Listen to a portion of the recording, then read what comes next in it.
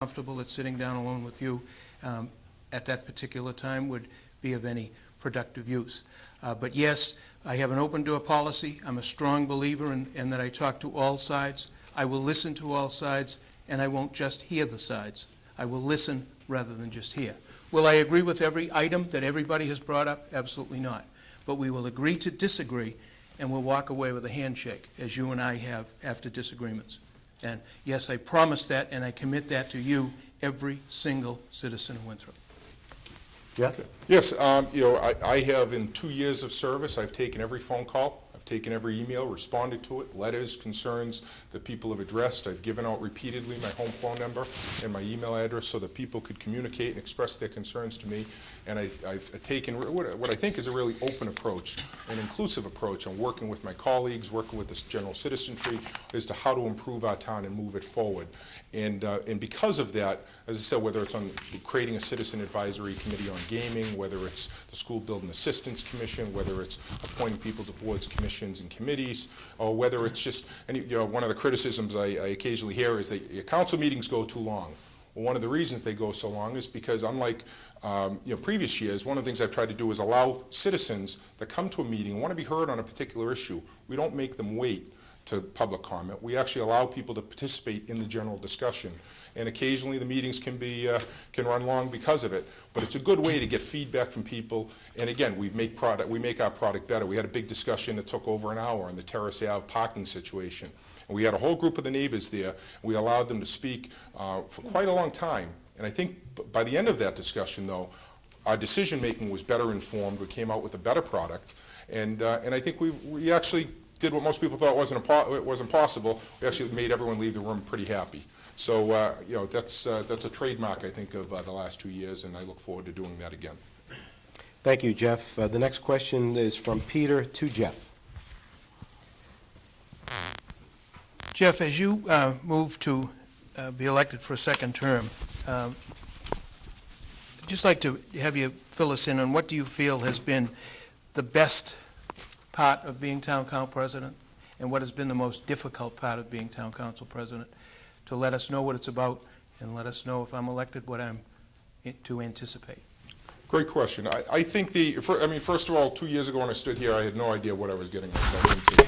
I had somehow, I didn't think it would be nearly as much time as it has been. But the best part is actually making a difference for the community that we love. I mean, every member of the council and the school committee, they work countless hours to go out and improve our community and to make this a better place. We all chose to, whether we were born here or we chose to settle here and raise our families here, we've all really made a commitment to the community. And I think that being the role of council president and playing a role in selecting a superintendent of schools and working on consolidation and working on buying streetlights because it saves the town money, all these things are very rewarding. I think on the downside, the personalization that people make in politics. We can disagree without being personally disagreeable. And I don't think anybody that runs for office and goes out there and is willing to put their name on the ballot and willing to serve the community should be treated as disrespectfully as some people have been over the last number of years. And I think that's really the most unfortunate part of what happens in government service. But I've never met a finer group of people than my colleagues on the town council, in the school committee, and our legislative delegation, and a lot of the town department heads, the people that just nonstop every day go in and give their heart and soul. Why? Because they believe in something. They believe in a better Winthrop for their family, for their children, for themselves, and for the future. Peter? The best and worst parts, the best part, I believe, similar to what Jeff said, I have been very fortunate to live in Winthrop and have reaped the benefits of being a Winthrop citizen, both as a child and a parent and now a grandparent. I feel that I have the time, the desire, and the drive to give something back. That, I think, is the best part.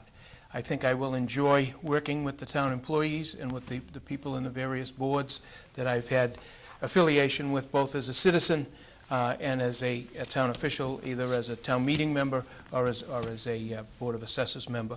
So I look forward to that working part. And it is going to take time. The negative part is it's going to take time. I've had a wonderful 3 years of retirement, playing with my grandchildren, working on my kids' houses, and The grandchildren are starting to grow up around me, and they don't have as much time for pupper as they had before.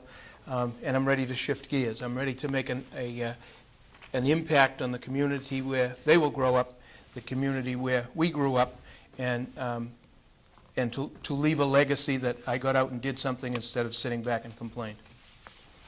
Thank you, Peter. The final question will be from Jeff to Peter. Peter, this is sort of a play off the earlier question that was asked about your top two, but what are your top five, if you're elected, what are your top five priorities, substantive issues that you're going to work on when you first get into office? Clean streets, attitude of the taxpayers. I have a great desire to have Winthrop kids who grew up here stay here, not move out. A great desire for them to raise their families here and to make the town of Winthrop as attractive as it can be. We have a jewel here, and I think that we need to make people realize that. So those are my top priorities. Do I have a top priority to kill consolidation or to extend consolidation? Absolutely not.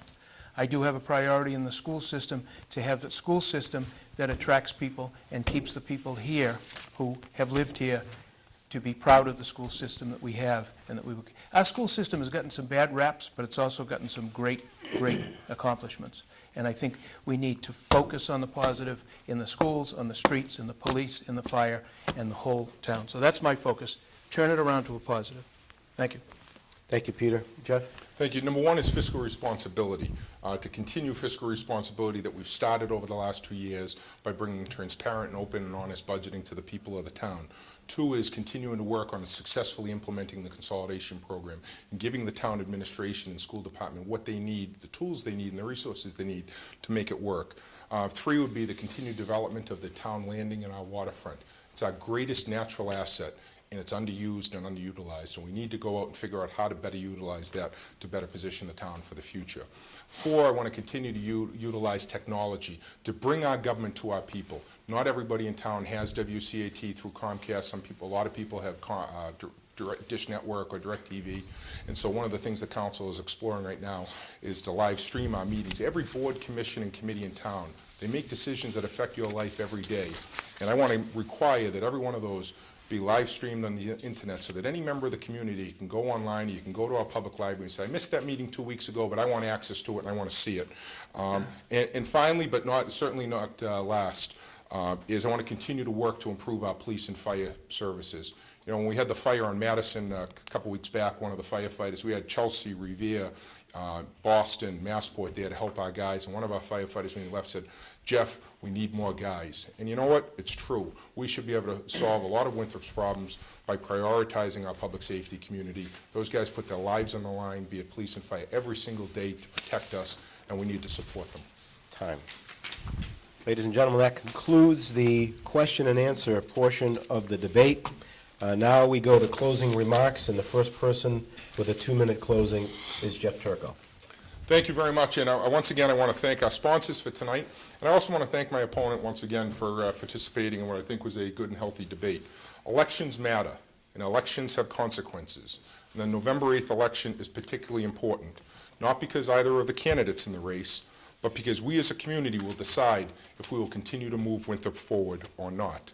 The real question in this race can best be summed up is Winthrop better off today than it was 2 years ago? 2 years ago, we had come off a contentious 2.5 override campaign. We had laid off our police chief, threatened to shutter our senior center and our library.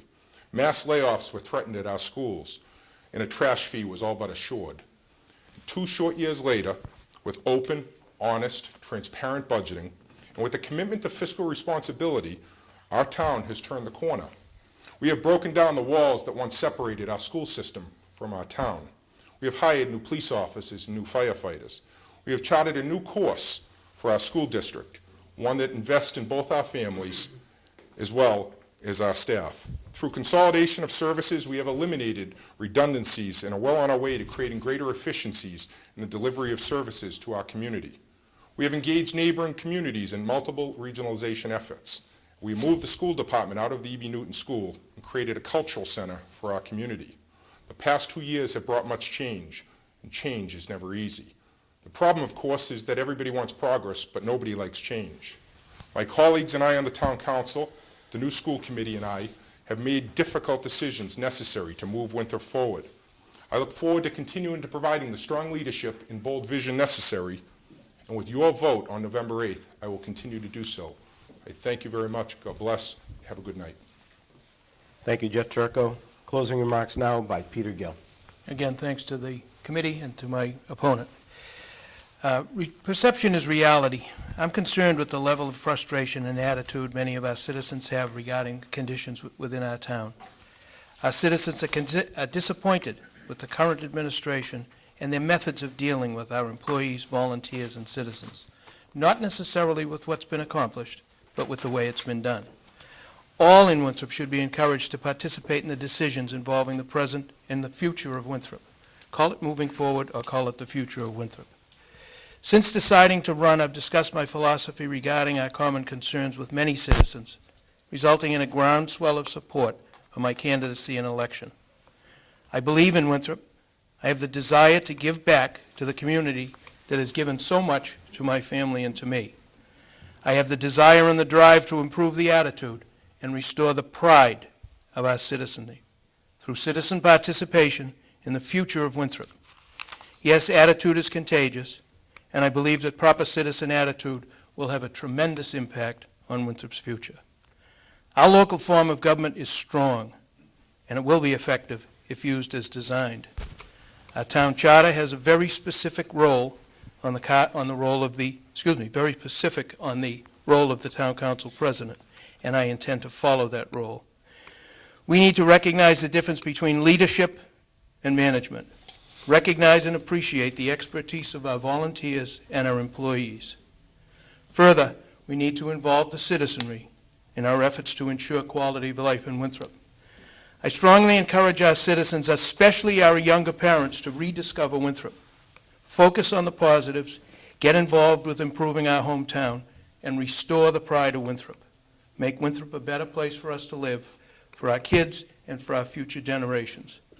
We need to have the younger generations of Winthrop, of our longtime families, stay here and raise their families here. Thank you. Thank you, Peter Gill. Thank you, both candidates, for taking the time to come down to the station tonight and answer the questions of the panel.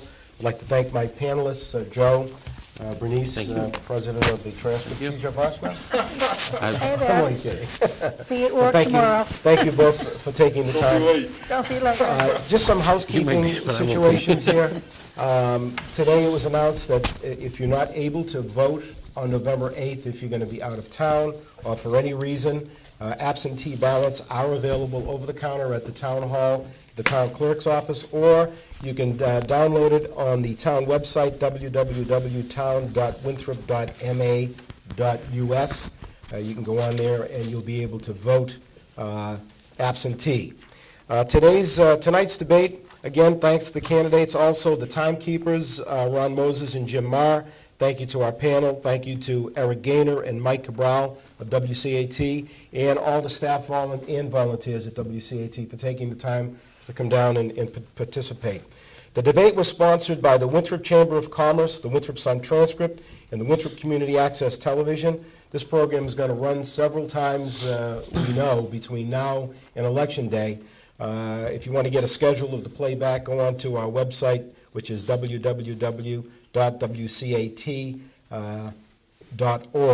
and you'll get a complete update of when this is going to be re-televised. Also, be sure to check this week's edition of the Sun Transcript for a full report on tonight's debate.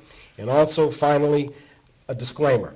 The sponsoring groups neither support nor oppose any candidates, but seek to promote and inform the vote, to acquaint the voters with all of the candidates and the issues, and encourage voter participation in the upcoming election November 8th.